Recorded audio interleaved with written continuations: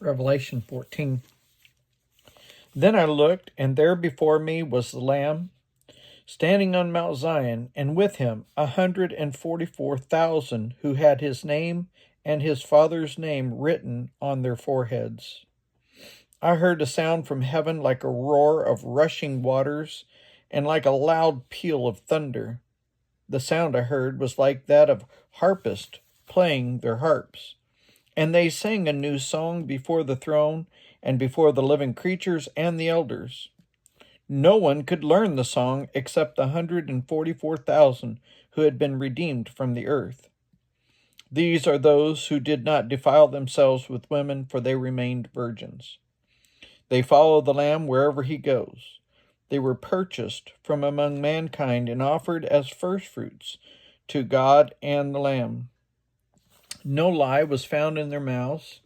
They are blameless. Then I saw another angel flying in midair, and he had the eternal gospel to proclaim to those who live on the earth, to every nation, tribe, language, and people. He said in a loud voice, "Fear God and give him glory, because the hour of his judgment has come. Worship him who made the heavens, the earth, the sea, and the springs of water." The second angel followed and said, "Fallen, fallen is Babylon the Great, which made all nations drink of the maddening wine of her adulterers."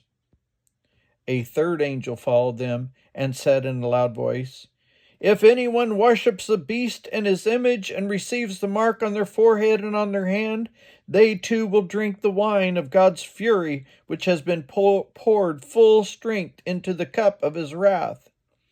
They will be tormented with burning sulfur in the presence of the holy angels and of the Lamb, and the smoke of their torment will rise forever and ever. There will be no rest day and night for those who worship the beast and its image, for anyone who receives the mark of its name." This calls for patience, endurance on the part of the people of God who keeps his command and remain faithful to Jesus. Then I heard a voice from heaven saying, "Write this, blessed are the dead who die in the Lord from now on." "Yes," says the Spirit, they will rest from their labor, from their deeds, and their deeds will follow them. I looked, and there before me was a white cloud. And seated on the cloud was one like the Son of Man, with a crown of gold on his head, and a sharp sickle in his hand. Then another angel came out of the temple, and cried in a loud voice to him who was sitting on the cloud, "Take your sickle and reap, because the time to reap has come, for the harvest of the earth is ripe." So he who was seated on the cloud swung his sickle over the earth, and the earth was harvested. Another angel came out of the temple in heaven, and he too had a sharp sickle.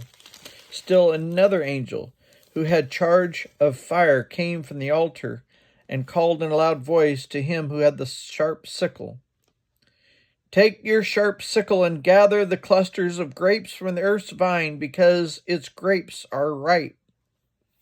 The angel swung his sickle on the earth, gathered its grapes, and threw them into the great winepress of God's wrath. They were trampled in the winepress outside the city, and blood flowed out of the press, rising as high as the horses' bridles for a distance of 1,600 stadia.